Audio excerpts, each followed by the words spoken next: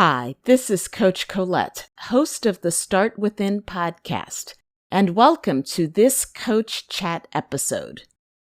Do you ever have the experience where you hear about a first accomplishment in a field or industry by a woman or person of color, and then have that thought run through your mind, really? This is the first for this industry? Well, my Coach Chat guest, Chung, is no stranger to being first. She was the first in her family to attend a 4-year college, the first to go away for school, the first to earn a bachelor's degree, the first to have a white-collar job with an annual salary versus an hourly wage, and the first to experience upward mobility in her professional career. Not to mention that she was the first to become a corporate executive. So you may then understand why she has formed Peloristack. Peloristack has a mission to help underrepresented early-stage founders, mid-career women, and non-binary people prepare for their firsts, whether that's the first time scaling a team, the first time designing company culture, or the first time negotiating a salary. Now, this Coach Chat episode is at the perfect intersection of Mental Health Awareness Month and Asian American Pacific Islander Month. You may be aware that over the past year, hate crimes and incidents of violence and discrimination against Asian American and Pacific Islanders led to over 6,600 reports collected by Stop AAPI Hate between March 2020 and March 2021. But did you know that Asian American and Pacific Islander girls and women are the prime targets of this hate and discrimination? They report hate incidents 2.2 times more often as men. Within a week of the murder of George Floyd, anxiety and depression among Asian Americans increased to 34% screening positive for at least one of those symptoms. In this episode, Leang and I talk about her journey to process the tragic incidents that happened in Atlanta and other incidents of discrimination and hate against Asian American people. We talk about the danger and the challenges of not internalizing these negative incidents, nor the negative stereotypes, like the so-called model minority myth, and how that can impact your mental health and well-being. We also have a pretty candid conversation for those of you who may be introverts about how challenging it can be to come up with the right response in the moment when experiencing a microaggression. She also shares her personal response to the pain and violence that's happening in our country with regards to this racial and social reckoning. So whether you are experiencing a first in your career or in your business, or if you too are dealing with adapting and processing from trauma due to what's happening in our world, you will gain insights from this conversation with Leang Chung. So get ready and listen up. So if we could take a few steps back and kind of go way back in time, what was the origin story for your company, Peloristack? Well, Peloristack, like many startups, has gone through, it's been a very iterative process. And so the original goal was, I've wanted to start a business for over a decade, and I was waiting for the genius idea to surface. I was waiting for, this big thing, to all of a sudden, that aha moment. And it it never occurred, because I don't know about everybody else that's out there, but maybe it just doesn't happen in that way all the time for everybody. And I reached this point in my professional career where I had a very successful career, and the next step for me was to become a chief people officer, which I was not excited about that opportunity, because I was looking for something different, but I wasn't quite sure what that was. And I have a lot of interests. I'm passionate about a lot of things. I'm interested. I also really love business, and all the different parts of business. And I wanted to be able to get my hands involved in multiple aspects of business. And of course, starting your own is the best way to do that because you have really no choice but to do it all, and to to understand all aspects of it. And so I reached this point in my career where, I am still really marketable. And so if to me, I saw it as a low risk, because if this doesn't work out, I can always transition back into my previous career, so why not? And so I decided to make that pivot, and start to build Polaristack. So the original concept, behind Polaristack was a B2C business model where I was designing and creating content in the form of online courses with the specific focus on different types of skills in the HR space, and then packaging them and selling them for HR professionals that were looking to upskill themselves. And I went to market, launched Polaristack back in May, 2020, in the middle of COVID. And it wasn't very successful, for a number of different reasons, and COVID played a small role in that, in my opinion. And what I discovered when I was speaking to my advisors and mentors and, other people I trust, they all gave me the same advice. They said, "You're running into this problem because you're selling to the wrong customers. Your real customers are businesses, they're not individual people." And so I took that advice, went back, reworked things, and redesigned a business that was with a B2B business model. So I took all of the content that I created and repackaged everything into an experiential learning program, and then went back out to the market to pitch companies, and sell that in.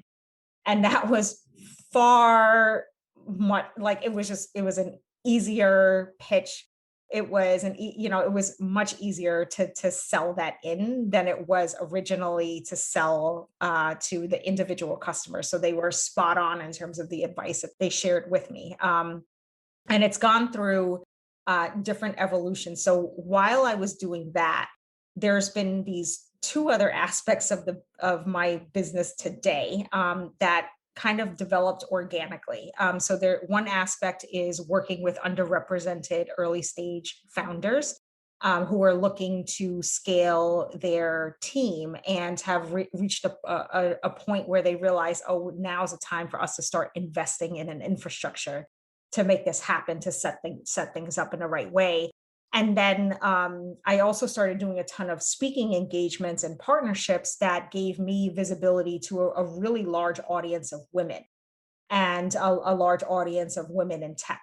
And so I had a lot of, people reach out to me afterwards and say, "Hey, I really liked what you had to say. I liked your point of view. I like your background. I think you could help me, but I noticed that you only work with HR professionals. Do you ever work with women outside of that space?" And I'd say to them, "Look, I don't advertise it, but I'd be happy to take you on as an individual client." And so that practice started to grow, and develop. And what I've learned about these two practices is that I am so passionate about this business. I'm so passionate about the two clients, in these two worlds, that I decided to double down, and invest further into these areas. And so today, the way that I describe Polaristack is that I help underrepresented early stage founders and mid-career women and non-binary people prepare for what I call the first time that you're scaling your team, the first time you're designing company culture, or it could be the first time that you're negotiating your salary. So it's all of those first experiences is where I come in as an advisor and a coach to help them navigate through that process. And I'm deeply passionate about it because I've collected a number of firsts in my lifetime as well. And I didn't have a ton of resources growing up. I didn't have a large network. I didn't even know what networking was. I didn't know to negotiate my salary until, later on. And so I often think about, wow, if I had a mentor, if I had some kind of support during this time, it would have helped me alleviate a lot of pain and trial and error going through that process. So if I can help lend my expertise and my knowledge to someone who's going through their first, I want to be able to do that. And I want to be able to help a community and a demographic that I identify with, that I know, could definitely really gain a lot of value from these services. Right. What's striking me in what you're sharing about the firsts is both on an individual and a collective perspective. So we all each have our own first, but then it's always amazing to me when we are in 2021 and we're still talking about the first, fill in the blank of underrepresented category in this field, right? So, Hmm. first South Asian Black vice president of the United States, right? All of these things. And so it's interesting to hear you shape your business around first, maybe not in the same context, but what parallels or synergies do you see in that at all? I see. I see a lot of parallels there. I think it's unfortunate that some of these firsts are occurring right now. Like, it's just sad. I can't find a better word. It's just just the amount of work and the amount of progress and the amount of talented people that are out there. How do we find ourselves in 2021 saying this, right? Or 2020 saying this? And so that's how I feel about that. Where I feel hopeful is that it also shows that in some ways there are new categories that are being created, that's creating a new space and a new field for new firsts.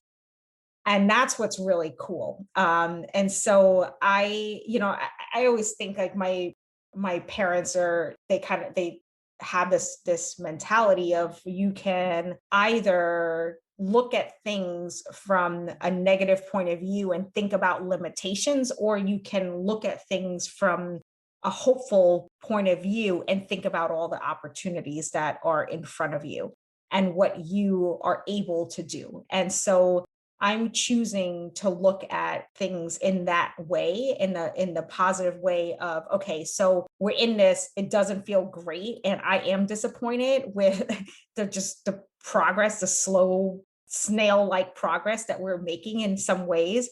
But at the same time, this engine could not be stronger and could not be louder at this point.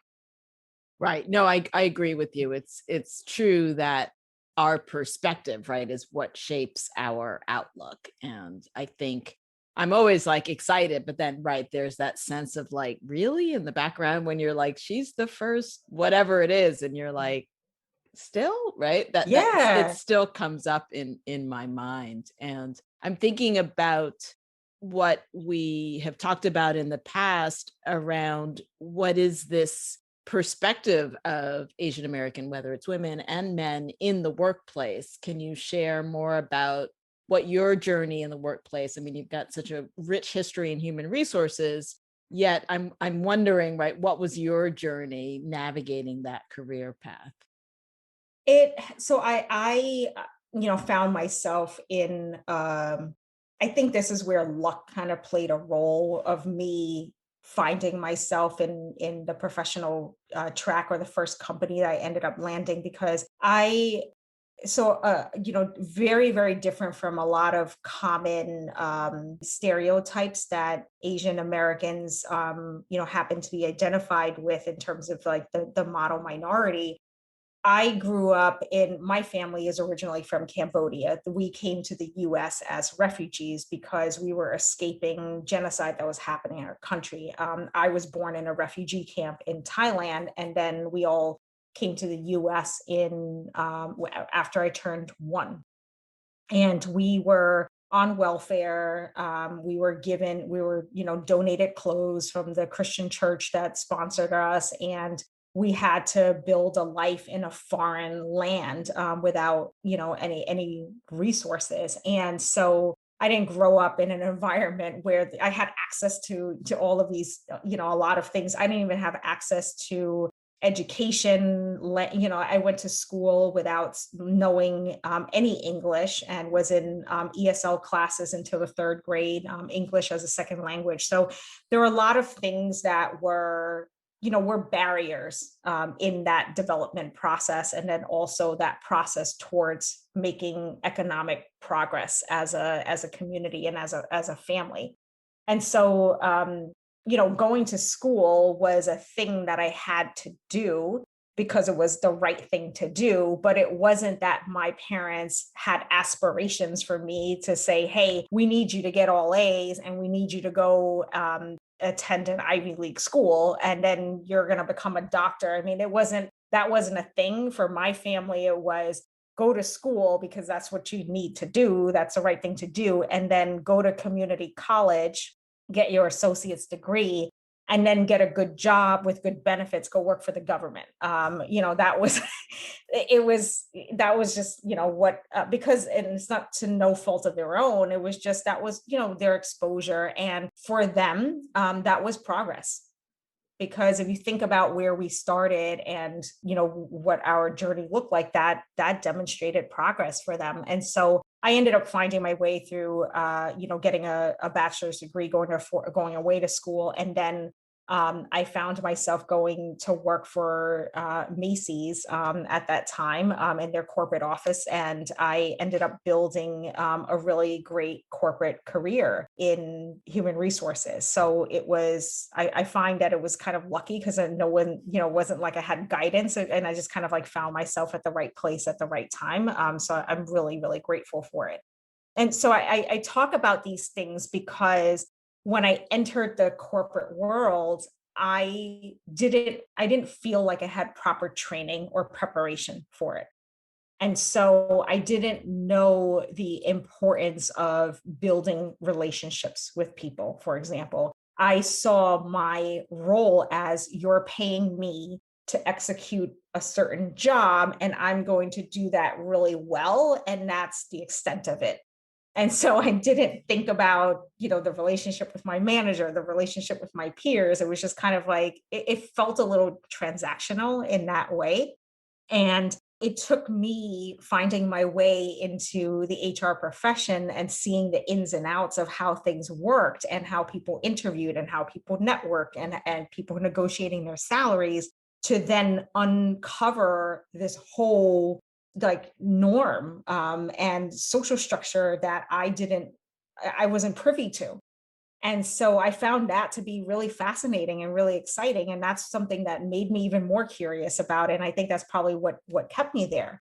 I think that there was a lot of things that I learned in terms of being raised in this dual culture of being Cambodian and being American that, either played favorably to me or it created a lot of conflict for me. One of them being that it took me a really long time to really define what my brand is and for me to communicate and create boundaries around what that brand is. And so for a long time, I allowed my environment and the people around me to define that for me. And some people had good intentions and some people did not have good intentions. And I internalized a lot of that because I didn't know what exactly to do with that. I had a manager who, earlier on in my career, who actually said to me that she didn't understand why I was so ambitious. She said, you're so young and you're so ambitious, and you have your whole life ahead of you. Like, so she saw that as a really negative thing. And I remember leaving that conversation feeling really crappy about it, because she took something that was, in my opinion, a strength of mine and something that was fueling me and motivating me, and just minimized it. And then I had, people, another struggle that I went through is that I look young. And when you look young, Which it depends now, like as we get older. yes, it's an advantage, right?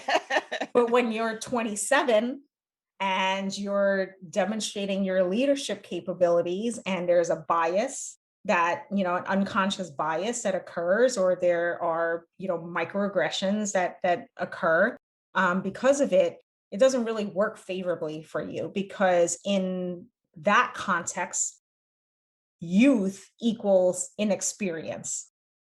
And that comes with its own bag of things that are attached to it. And so that was something that earlier on I struggled with for a while, and worked really hard to figure out ways in which I can overcome that. And in some ways, working in ways where I was trying to overcompensate unnecessarily, and you're essentially taking on the responsibility of doing the work that other people around you should be doing. I didn't realize that. It's like, wait a minute, that's not a knock on me. I'm doing what I'm supposed to be doing. If you can't take the time to understand the value and the contributions that I bring, regardless of what I look like, regardless of how much time I've spent in this field, then that's your oversight, and that's your missed opportunity, and that's your growth, right? That you need to go through. I don't need to take that on.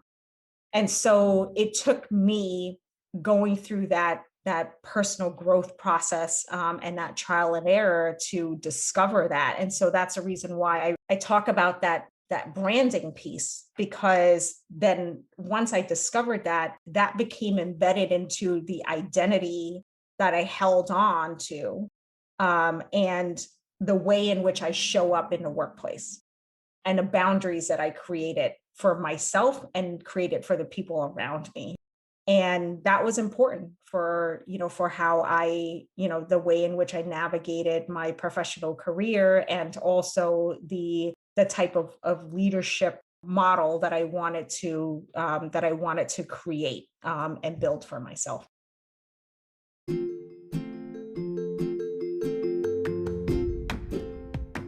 Your mental health is essential to your overall health and well-being. Living a healthy lifestyle and including mental health tools to help you thrive may not seem easy, but it can be achieved if you gradually make small changes and build on your successes. Seeking help to improve your mental health is a sign of strength, not weakness, and I would love to help you do it. You can visit my website, startwithincoaching.com. At the top, click Start Here so you can schedule your complimentary activation call. We can talk all about what's going on in your life right now, where you are in your mental health journey, and where you would like to be. So go to startwithincoaching.com, click Start Here to start your journey within. Absolutely. I resonate with so much of what you said, and have had similar experiences in my career as well, around I guess the thing that always pops up in my head is something, the thing that I would get was, oh, you're so articulate. And it was that sense of not recognizing in the beginning, right, that that's not really a compliment, right? Because there's, you're so articulate for a, right, Yep. black or whatever it is that the person is thinking about. And I love what you shared about that it's not our responsibility to educate, but it is the other person's role. Although Mhm. I think I'm curious what your thoughts are though on how that has impacted or did impact your mental health and well-being, all of that internalization of those external messages. It had a huge impact on me because I carried it with me. I carried it. I'm an internal processor. I'm also an introvert, so words have a significant, impact on how I interpret it, how I process it, how I analyze it. And I was at a point where I was inexperienced with what I do with it. And so I ended up just taking it in and just carrying it inside. And then someone else would say or do something else, and I'd take that in and I would just keep compounding itself on top of each other. And I didn't have a way to unload that in a productive manner until I started to talk to people. Until I started to either belong to different communities that I connected with or created communities that spoke to the experiences that I was going through, and realizing that, oh, wait, this is a common thing and this is how we can all help and support each other. So I do that now. And because I've had all of this learning, when that occurs now, first of all, it doesn't get very far because then the boundaries have been created. And I'm also have become very good about saying, okay, well, that, like this is something that you probably need to self-reflect on. And I'm not going, like you're not going to allow me to put me in a position of like making me the victim of the situation, or making me the culprit of this, right? Like I'm not going to even give you the space to do it. But and here's the other thing is that it's also not my responsibility to be the educator as well, because I also used to take on that role, and that's a very heavy role. And it's not that I am passing on the buck, as a member of the community that I identify with and belong to. It's not saying that, okay, I'm not going to do that, but I think it's also understanding there's a moment and a place for it where it can have, an effective impact. And then there's a time and a place where it can have a really explosive impact, that could be very harmful. And so it's knowing how to read those moments and figuring out what's the best thing for you to do, and being confident in that decision. I think that comes with age and experience, of just kind of going through those moments, to be able to see them and pick them out and make those decisions. Right. And we're talking about this, I know, within the context in some degrees of people in the workplace. I would say also as entrepreneurs, right? That we have Mhm. this sense of whether it's pitching to investors or being in different conversations, right? It's that choice of, okay, am I gonna shut this down, or how am I going to respond? And now we're all on Zoom. It's like, what does my face look like? They're also, when someone says something stupid, you're like, great, like, okay. And I'm on camera, right? I had this experience. Listeners have heard me talk about this before. And we actually did a whole Let's Talk segment a couple of years ago with my interns, because I was on a panel and someone said something that, shut me down or minimized my experience. And it was that moment because you're like in the room of like 50, 70 people looking at you, right? What do you do? What do you Yeah. say? So I think that as BIPOC, there are all these burdens, right? And yet we're still making these individual choices in every moment of how am I going to respond? Mhm. Yeah, and this is it's a burden that is being carried because of the monolith. It's unfortunately you don't get the privilege to be an individual in some it's in those moments, right? In my opinion, why can't you feel however way you feel, without having to worry that there's all these people looking at you and thinking, making judgments, or turning something into a meme or whatever, or misplacing your expression, as something else. Why can't you have the privilege to be in the moment and be fully present and take in whatever it is that you're experiencing and reacting in a really authentic way? And then also using that moment as a learning opportunity as well. Why can't that be an option? Like, why did you need to worry about Right. all of those things? Right. And I feel like what's interesting, because that would have been 2019. So flash to now, I feel like there is even for myself, I have a higher sense of being unapologetic and being authentic. I'm also, though, a process person like you are too. So I Mhm. feel like throughout my life, when people say things, like there's always still that part of my moment where I'm still doing the really, like, wait, like kind Yeah. of like, wait, like in my head, like, did they just say that?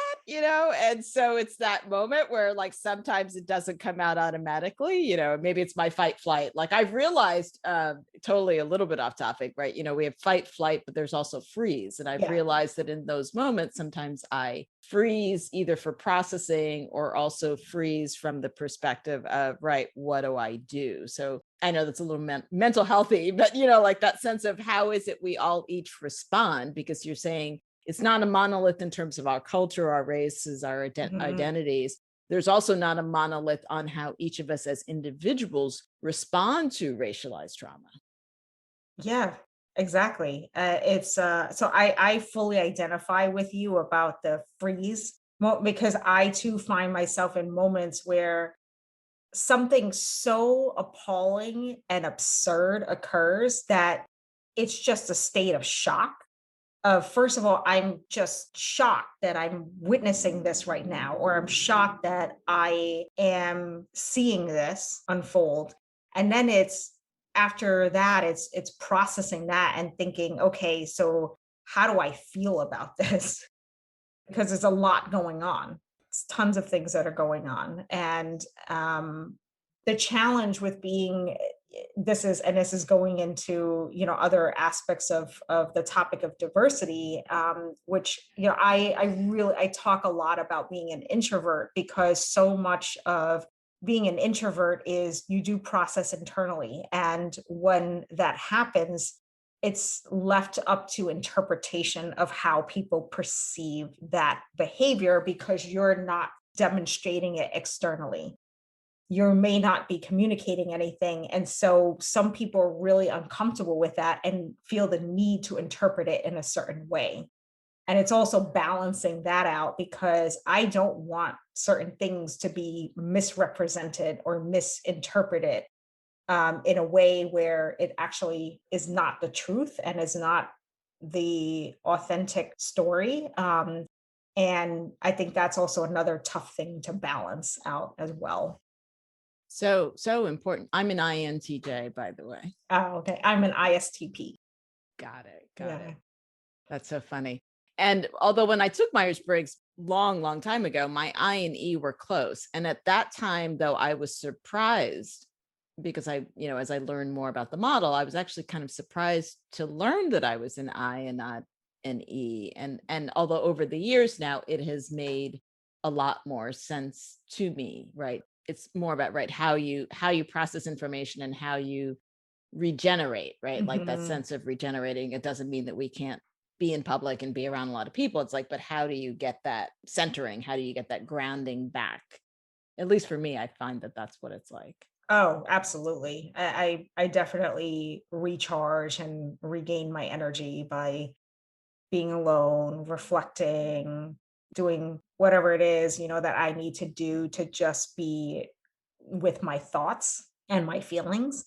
And then I can come back after I've done all that processing and thinking to say, okay, I've thought about it. And, for me, I go through in terms of like when I envision what goes on in my brain, I see a filter, because that's like it's like something, a whole pool of data that goes into the very top, and it goes through this whole process, and then out comes something, and that's when I speak. And I think a lot of introverts go through that processing, piece. It's just we have a lot of things going on, and we're also, I know for myself, I'm very careful about the words that I choose and the words that I use, because they're so important to me, that I want to make sure that I'm giving it sufficient time to be thoughtful about what it is that I decide to use to describe things or to express myself.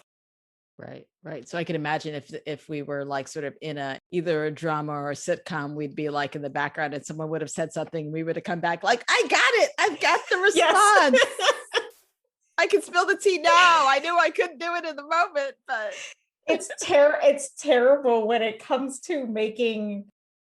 I'm so envious of people who know the right words to say at the right moment of time, and they just have a just really great comeback. And I just don't work that way. And so I've come to admire people who do that really well, because I'm still going through my process. But yeah, I totally identify with the person that you're describing. right, right. It's like you'll get a carefully worded email or a carefully worded tweet within like an hour of this conversation. But yeah, in our fast world, it's like, wait, like I didn't get a response. She didn't say anything. No. And I don't want, I mean, I love that we're laughing about this and being authentic about it. But yeah, like also there are aspects of that that can also impact our well-being, right? Because when you're in that processing moment and maybe you don't have the tools or you're not really sure, and then maybe eyes are on you, right? Like that could Mm. still be a stressful moment. So I don't want to like minimize it, even though we're obviously having a great time talking about this conversation. Yeah, it's talking about it allows you to give yourself permission to be who you are. That's the gift that you're giving yourself, is that there is nothing wrong if that is the way that you need to process things, to think about things, or the way in which you prefer to work, or the way in which you work the best. Sharing that, talking about it, gives other people visibility of what you need. And it's also giving yourself the permission and giving yourself the space to do that. And so I think it's practicing kindness to yourself. I love that kindness, like self-kindness, self-compassion, self-love, the Mhm. ability to give yourself that time and that space. I love that. And given that there is so much happening in our world, and in terms of violence and hate, and I don't even know like what is it that you have to share or to say about any of what's going on that maybe you haven't already shared. So I mean, with the rise of all the anti-Asian violence, it's been, I felt really paralyzed by it last year when it started to peak. And then when the shooting happened in Atlanta, that was a really gut wrenching experience. And I think for a lot of Asian American women, there was it became like a really big inflection point. And for me personally, it caused kind of like a Pandora's box of all these things that have been hitting inside for so long, that I've kind of like just packaged, like, hey, like, let's just park that away and not think about it. And so I started to read about women talking about things that they never felt the desire or the courage or anything, the strength, right, to share. Because culturally, we just don't, we're raised, so like what my parents say, it's like everyone's got problems, right? So you need to figure out how to deal with your problems. And you don't talk about it, you don't complain about it, you just figure out a way to deal with it and move on. And so there's this like mentality of like, you just shut up, and you package it, and then you move on, right? And it's not healthy. It's just like kind of like a way of life. And so this thing caused this wound to open and it bursts. And I kept hearing over and over again, silent no more. And I'm shaking as I'm writing this. I'm having to recall all these things. And it was addressing, the model minority myth, the hypersexualization of women, right? Racism, classism, stereotypes, bias, microaggressions. I mean, it went on and on and on and on. And I too went through my own process of that. And I went from feeling really angry to being disappointed to being enraged to feeling numb. And I just kind of like, I went through all of this. And I kept thinking about, so I'm part of the board for a nonprofit organization called Global Connections for Women. And we hosted an International Women's Day virtual conference, and on one of the panels, Senator Pat Spearman was there. She's a senator in Las Vegas, and she is, she does a lot of advocacy work. And she talked about how she faced blatant bias and racism in the military, and how she dealt with that, especially as someone who has she identifies as a gay Black woman, and was, outright informed, like this is the highest you're going to go. This is it, like, and being told like that's your ceiling. And for her, when someone tells her no, it like fuels her, and she's just like, I become a pit bull, and I want to fight it even more. And she just had this really incredible, inspiring story. And someone in the audience said, for people who want to get involved in advocacy work and who want to make a change and want to make a difference, how do we even get started? And how do you deal with all the pain? Because there's just so much pain that's out there, and it's really hard. And her advice was, you have to figure out a way to turn your pain into passion. That's the only way that you can make progress, is you have to figure out a way to take what you're feeling and figure out a way to identify something that you're passionate about, where you can advocate for that change, or you can be part of that change. There are a lot of people in the world today that is feeling pain in multiple ways. We're going through a lot of suffering from an emotional and mental and physical suffering right now. And I think that um, talking about that pain is part of the healing process, being open to sharing it. And I think the other aspect of that healing process is sitting down and really listening to each other talk about that. That is one thing that I don't think is happening as much as it probably should happen, in order to come to a place where we start to heal, and a place where we really make progress as humans, as communities, as whoever it is that you, or whatever you identify with, right? Part of that process is not just the expression of what is going on, and how we see things, and what is going on, what's the root cause of some of these things, but it's also sitting down and having the capacity to actively listen, really listen to each other. And so there's a lot of work there, and I'm trying to practice that myself as well. It's also understanding, I can get really passionate about talking about the things that I want to see in the world, and the justice that I want, for the wrongdoers to face. And in that, sometimes I too get lost.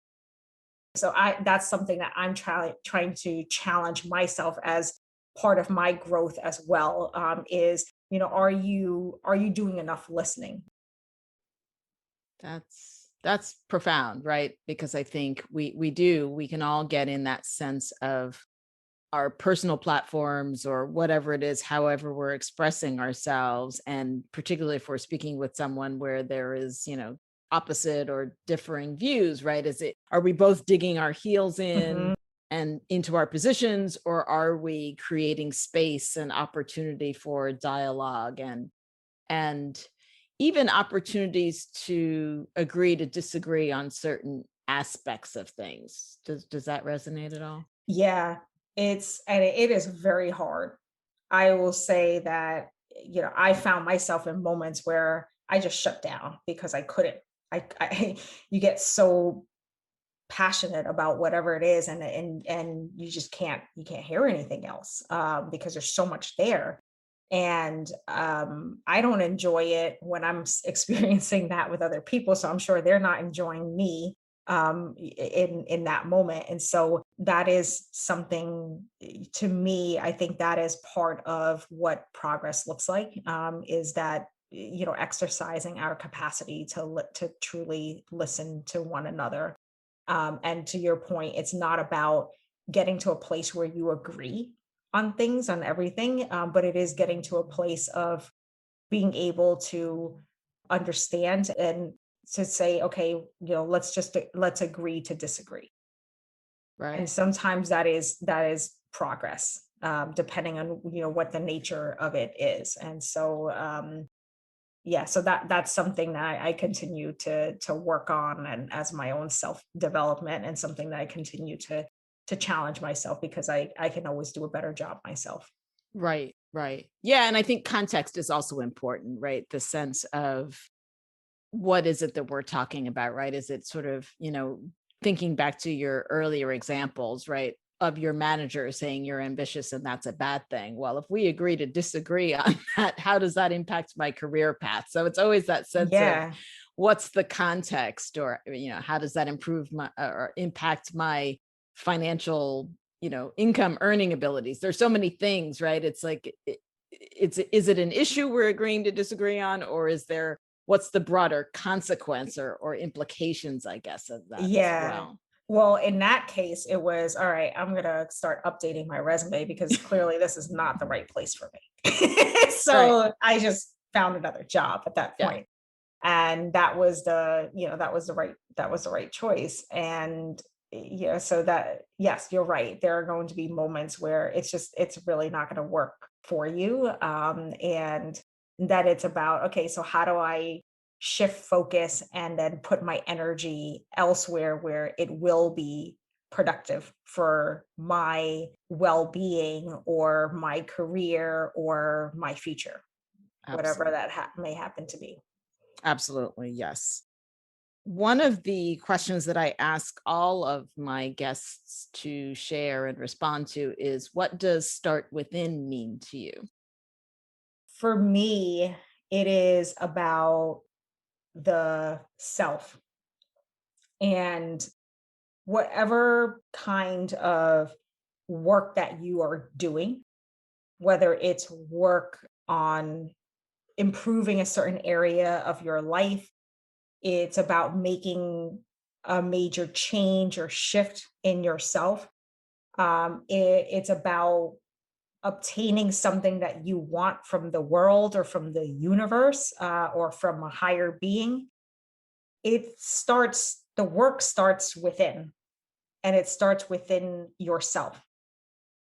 And that is the origin of anything that is, in my opinion, truly meaningful, and something that is sustainable. Because if you're working at it from the outside in, it's going to get to a point where something gets misaligned or overlooked, and it falls apart.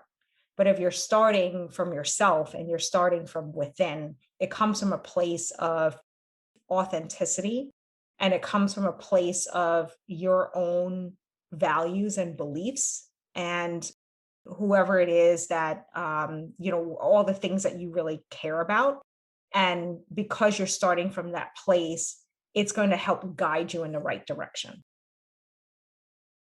I love that. It was like I could feel my heart center opening as you were sharing that. And I really resonate with what you were sharing. And something that struck me also when you were saying that, hearkening back to what we were talking about earlier, right? But if we're internalizing external perceptions, that's what makes this harder for us. Would you agree?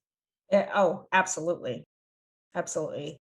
It's all about how do you best drown out the noise. There's a lot of noise around us, and we have the ability to pick and choose what noise to listen to, and we also have the ability within ourselves to find a way to drown out that noise. I love it. I love that. That's amazing. And so, with all of the wonderful things that you are doing, how can our listeners learn more about you and your work and be able to find ways to collaborate or partner? Well, first of all, thank you so much for having me on your show, and this conversation is always, it's always fun talking with you. And I, for anyone who wants to reconnect or learn more about my work, you can always find me on LinkedIn. And my company name is Pelora Stack. So that's Pelora and the word stack. You can find us on LinkedIn or Instagram, or on pelorstack.com to learn more about the all the different products, services, and events that are going on. So I hope you stay connected, follow us, and reach out, and just continue this conversation. Absolutely. And we'll be sure to share all of those links in the show notes so people can definitely connect with you. And so right and so true. And I really enjoyed the conversation. And I knew it would be a great conversation when we spoke that day. I was like, I need to get her on the show. So I'm so glad that we could come together today and have this conversation. Thank you so much. It's been fun. My pleasure.